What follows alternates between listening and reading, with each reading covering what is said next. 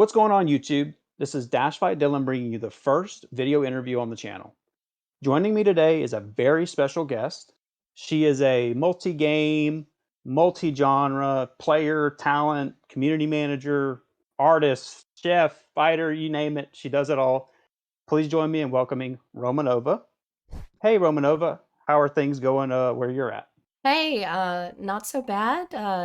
Just had a nice day of work and now unwinding and getting to do this interview. So couldn't be more pleased. Yeah, same here, actually. so, yeah, really appreciate you joining us and coming on for the interview. Super excited because I think you're a super interesting person and you're in a Thank lot of you. different things.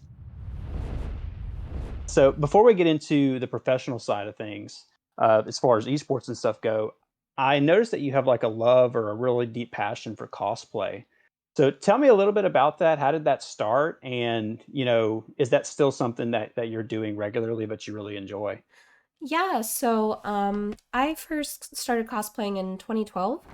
When I was a younger teen, I'd say, I took sewing in high school and whatnot, and kind of kept with it, stopped for a bit, and then in college, I was able to bring back my skills for sewing for a project for one of my classes.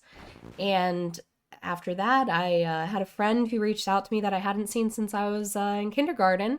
That was like my best friend when we were in diapers, and she's also a gamer. And rediscovering each other as adults, she was like, "Have you heard of PAX East?" And I was like, "No, what is that?" And she's like, "It's a convention. We should go." And like people dress up, so we decided to make like costumes. And I sewed my first cosplay, which was Legend of Zelda, Skyward Sword Princess Zelda. And she made us some like little sister cosplays from Bioshock for us both to wear, like the dresses. And it was a really good time. And that was kind of the beginning of it. And I've been doing it now.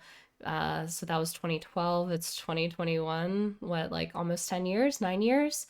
So pretty long time, and I'm still trying. I started working on Amelia Rage cosplay from Guilty Gear Strive recently, but I am definitely not as invested as before with the time consumption of it, because they do take some time to make and a lot of focus and attention to detail when you're making them yourself. Yeah, yeah, I can imagine making all the individual pieces and trying to get it to fit like perfectly to what the character actually wears is very difficult.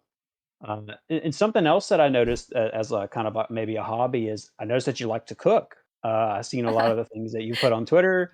So is that kind of like a getaway for you, like an unplug moment, or tell me a little bit more about that? It's actually something I picked up during the pandemic. I started getting more into cooking, and crazy enough, I live with four other people. There's five of us in our house that split a like big house together, that all work in the game industry, and two of us are the main chefs, myself and one of my other roommates, and the other three act as our sous chefs slash cleanup crew. So I've gotten to kind of go a little creative with my nights. I cook 2 nights a week for us for dinners, and the other roommate cooks the other 2 nights, and then we order out the other nights that aren't covered. Okay, well that's awesome.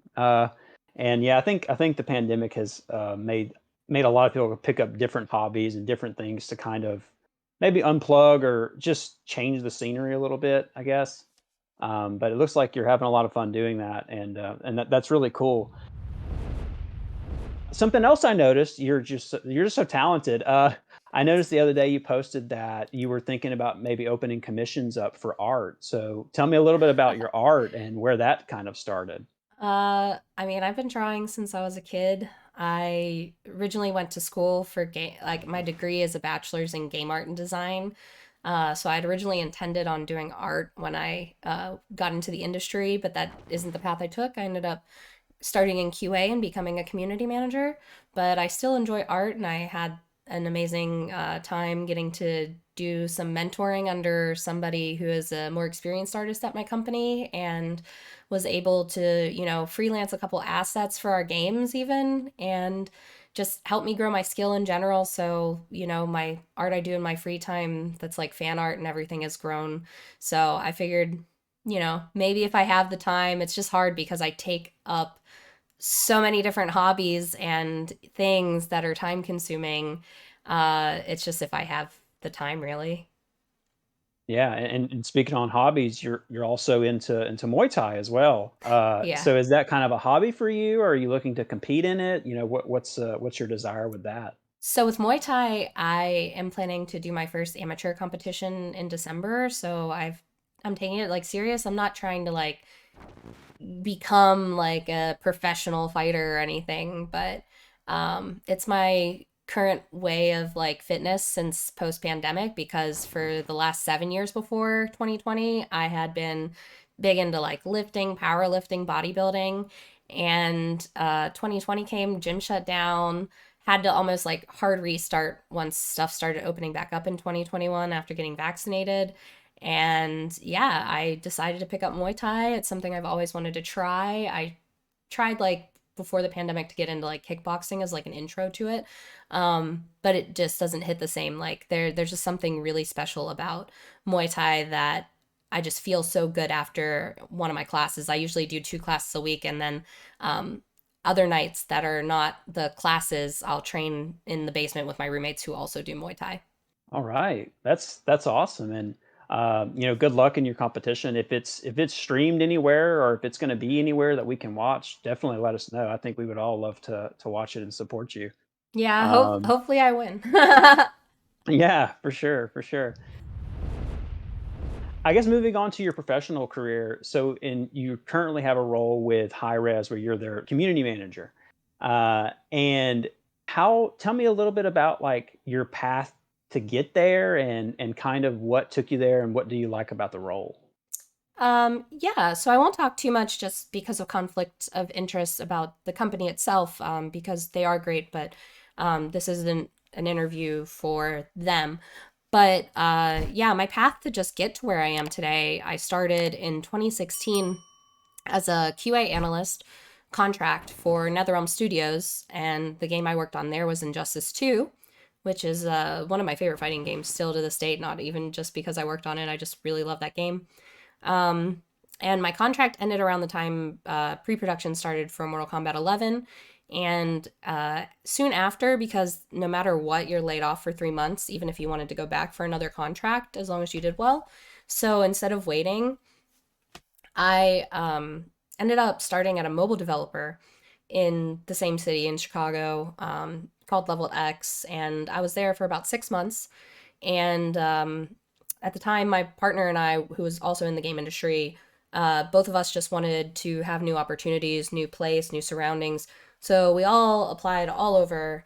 And the first hit I got was at High Res, and I ended up getting the job as a QA analyst on Paladins for their international version of the game. And eventually that ended up not being a thing anymore, the international version of it. So they put me on Smite QA. And then I was on Smite QA for a little bit and saw an internal opening for an associate community specialist and, took the try at it and got it. And, 2, 3 years later, I am, now not an associate anymore and, on my way to do great things and continuing to do great things. So I'm very thankful for those opportunities. That's great. That's really great to hear that you came from a QA analyst role and now you're into I'd say it's a little different, right? A little different of a position compared to a QA analyst, but like it's one that I think represents you really well because of the work that you do across various scenes. Uh, and just talking on what ifs, because I know that you have a deep desire for fighting games, which we're going to get into a little later. Uh, do you think that it would be really cool, or do you think that you'd enjoy if Hi-Res kind of made something to where they had their characters in a fighting game? So like paladins, or I know Smite are like the god and stuff like that. But do you think it'd be cool to see, or would you like to see something cool like that from Hi-Res? It would be great to see, but me personally, I'd rather work at a game studio that doesn't do fighting games because I am a commentator on the side, and I don't want there to be any conflicts of interest since other fighting game companies can be seen as competitors. Yeah, that's a good point. That's actually a really good way to look at it. Speaking on new fighting games, have you had much time to play Melty Blood or Nickelodeon since they came out? I really haven't. I don't really have any interest, even though I was a Nicktoons kid growing up in the 90s, in the Nick Brawler. But Melty Blood, I have a lot of interest in. I really love the gameplay so far that I'm seeing. I've been following it a lot on my timeline and watching different streams for it. I just haven't had the time myself to get in there and lab yet. I've just been so swamped the last 2 weeks. So most of my time when I've had some spare time has been still keeping up to date with Guilty Gear and Dragon Ball. Yeah, yeah, for sure. And hey, you, the viewers out there, let us know in the comments if you've been playing any Melty Blood or Nickelodeon and what you think about it. And I guess to continue speaking on new games, Guilty Gear Strive has been a very, I'd say, important or a game that you're involved a lot in. I think we're about 5 months in now. What are your thoughts on the game? Do you think that it will remain to be this big staple in the scene, or what are your general thoughts about it? I feel like it's the first game to be released during the pandemic that had really strong netcode, right? And that brought a lot of people from all around to be able to play with their friends across the, way without a bunch of lag. So I think it's here to stay. I know there's conflicting opinions from some people. Some people want it to be spiced up a little bit. Some people are happy with this new patch that just came out. Um, so I think there's always going to be conflicting opinions on it, but for the most part, I think the game's here to stay. I mean, if you look at the past games, they stayed alive regardless, and it was a smaller community then, and this game really got it a lot bigger. So I feel like that's just it's here to stay, and even if a lot of the people that were on the hype train drop out, there's still that core community that's going to be there to support it. Yeah, and speaking on games with some kind of a lifetime or a lifespan, DBFZ has had this recent resurgence because of their big patch. Do you think that the current popularity of DBFZ is more of like a swan song, or do you think that the game will continue to have long-term success? The game itself is just very popular to begin with, so even if that patch hadn't come out, there's going to be people that always say dead game. But Yeah. the game is far from dead. I mean, anytime you see a legitimate like tournament for it pop up, whether it's online or offline, there are just tons of people watching, tuning in, people hyping about it. So, yeah, it's still hype. It still is. It's one of the most hype fighting games to watch live, in my opinion. So moving on to some more recent events in the community and things like that. You were recently featured in the Women of the FGC series. I believe you did one with Deb. And we Dash Fight team, we love the Women of the FGC series. We love it a lot. And but there's been a lot of like, I don't want to say controversy because it's not really controversy. It's more like shameful behavior, I guess. So what are your thoughts on the reception of the Women of the FGC and kind of like what do you have to say to people out there that maybe don't have a very good opinion of it, even though it's really misplaced? So, bottom line, the majority of the people that were like leaving nasty comments were mostly just on like YouTube when they still had them available to comment. And I think it's because of the audience that was watching that aren't FGC versus the people that are FGC. I think the general consensus definitely like, I mean, I'm no master of statistics, but I would like to think that at least over 75% of the FGC in total is supportive of the women in the scene and sees no issue with those videos because if you're in the FGC, you know that women that are like most of the women featured especially like are people who earn like they earn their way there and not just myself but you have icons like I look up to this day to Persia. I look up to Cuddlecore. You see people like that doing these videos in the Women of the FGC videos, whether they're a host or one of the players that are being featured. So there's no doubt if you're in the FGC that these people being featured, women like they deserve to be there, and I don't think people actually in the scene that are involved or, go to offlines, for instance, like have any problem with that. I think that most of the chitter chat about that online are people who don't do anything. Honestly, like they see people that have all these accomplishments, think that they got there easily, but they have no idea the hard work that goes into even doing half of what a lot of us women have done. So, with that being said, I appreciate everyone who's been supportive and really do love the series and what they've done. And it is the idea for it came from a really good spot, with the producers that we worked with to do those videos. Yeah, and you've been really outspoken on Twitter and your social platforms about some of the obstacles that you faced or some of the things that some of the like the near misses you've had.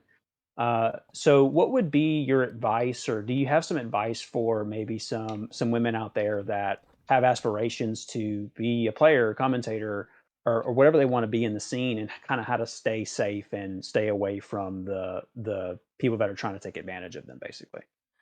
Yeah, for the most part, I want to say I've never had really any bad experiences offline. I mean, there's going to be things that happen, but if you have good friends and people around you, most of the time you're going to be in a safe spot and just people around you supporting you.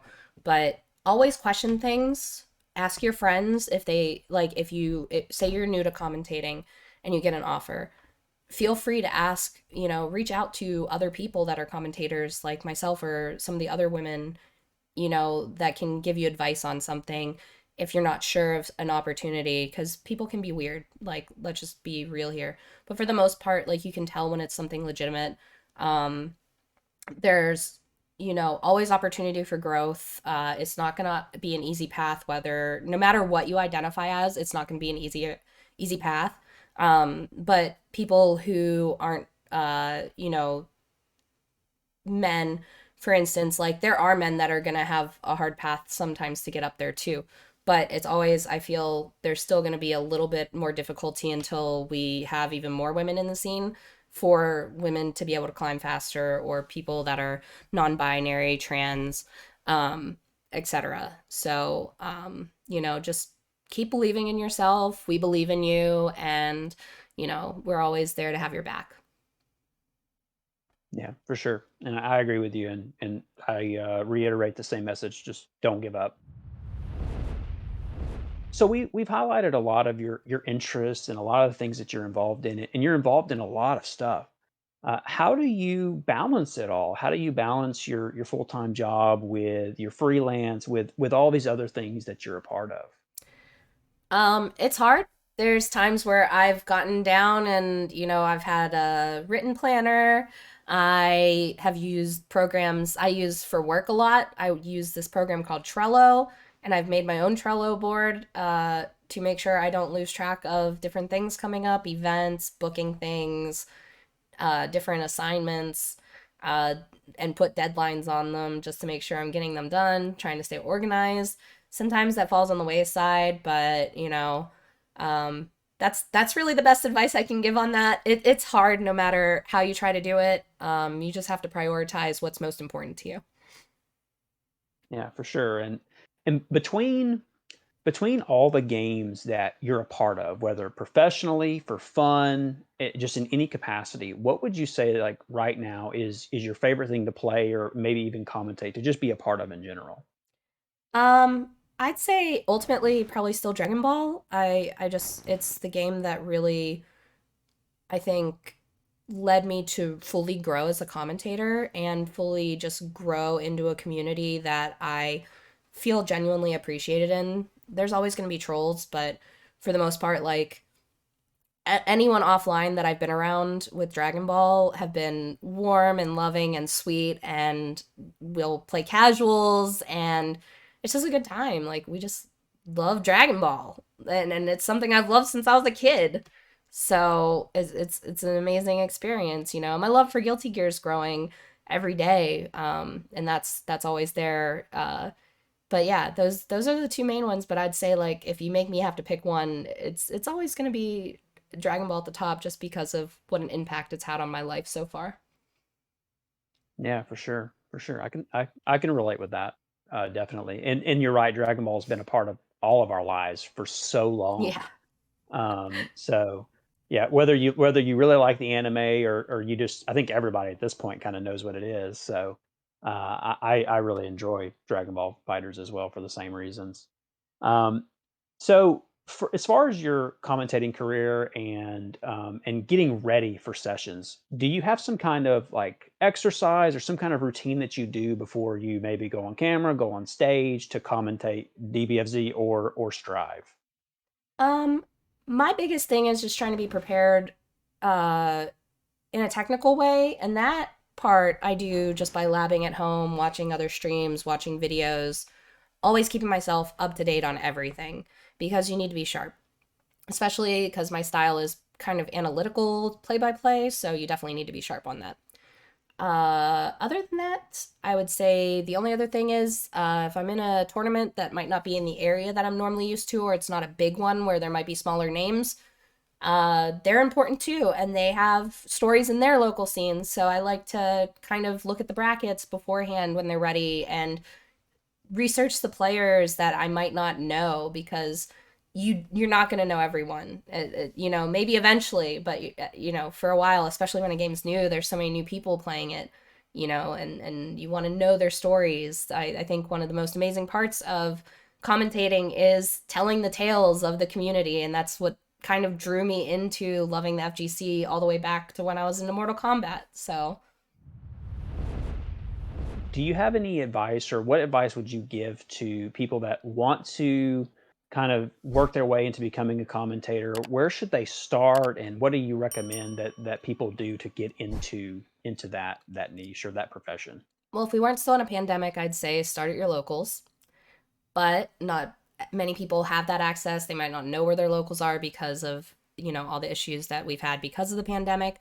So, right now, there's so many online weeklies. Look into those. See if there's room like at first you're going to have to volunteer. There's been years I went like before finally getting a paid gig, and I didn't even expect it when it finally happened. But you eventually do become worth something once you build up that rapport. And when you're doing these locals, a reel is really, a reel is really, a reel is really important to have. And you'll want to build one once you have enough content that is solid from your commentary experience. So once you can build that, you'll have footage, then you'll maybe get on a bigger event slightly, have more footage to make a better reel, and you just keep leveling up. And that is like for me the growth of the ladder. That's what I did, right? It might not work for everyone, but I highly advise, trying to do that and get on any event you can, just to get that practice in. And if you can't get on an event, use your own streams, practice over videos of tournaments, and do your own commentary.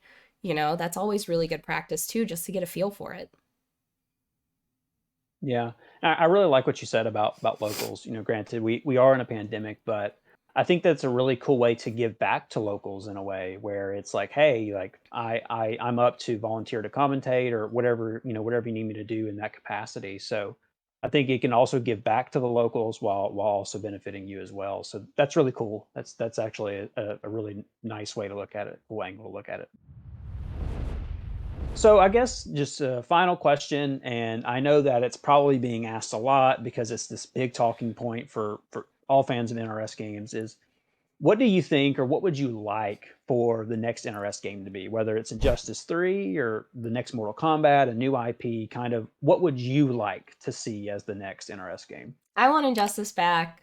I know like Mortal Kombat was what brought me into NRS games, but Injustice is what would still keep me there and bring me back in because I kind of have distanced myself from doing work and doing more with anime games, and my heart will always belong to the Injustice games. I'm a big DC fan despite also being a Marvel fan, and if I could have Injustice 3, give me Black Canary back. She was amazing, especially as somebody now that does Muay Thai. I'm like noticing so many things because she's like in the comics, she's like trained in like Muay Thai, judo, all kinds of martial arts. She's a master. Just make her, buff her a little bit more this time, NRS. But Yeah. yeah, I would just, and there's so many like possibilities, crossovers, because you have the DC shows running that are actually really good, like Titans and Doom Patrol. So you could see like all these kind of backwoods like characters, from DC in there that would be really cool to see kits of. So yeah, I mean, Injustice 3, bring it on. I'm ready for it. All right. Well, that was easy. That was convincing. Injustice 3, NRS, please. Injustice 3. Uh, well, I think that's all the time we have for today. I just want to once again thank you so much Yeah, for taking time out thank of your busy you. schedule, and we really appreciate it. And did you have any closing thoughts, or where can we find your content before we let you go? Just some closing thoughts. There's always room to grow. If you're new to the scene, don't worry about making too many mistakes in the beginning, where you're not the same person you were years ago, and you're not going to be years from now. So take every opportunity you have, anything that's a lesson to learn from and grow, and just be the best you can, not just in life, but in your hobbies. That like, if you want to be a commentator, keep learning from anything in the past to just get better. Same with if you're going pro, same thing. That you look at some of these pros years back, some of them might not have been what they are now, and now they are. Maybe it's just not your game right now, but everyone has their own path, and you also have your own path. And I know I said recently in an interview, that the juice should be worth the squeeze, and I'll stick by that quote again. It's from a movie called The Girl Next Door, but it's a great quote. And yeah, I mean, do something if you know it's going to be worth it, what it's worth to you. So, and you can find me on social, twitter.com/Romanova, Instagram.com/Romanova Rose, and twitch.tv/Romanova. And I apologize for the raspiness. I was telling Dylan here that I have allergies really bad right now, but I still appreciate getting to do this interview and trucking through it. Yeah, and once again, thank you. Thank you so much for coming and being with us through through all that. So we greatly appreciate it. And just to the viewers out there, thank you so much for watching. And let us know what you want the next NRS game to be in the comments, like we discussed earlier. And we'll see you in the next video.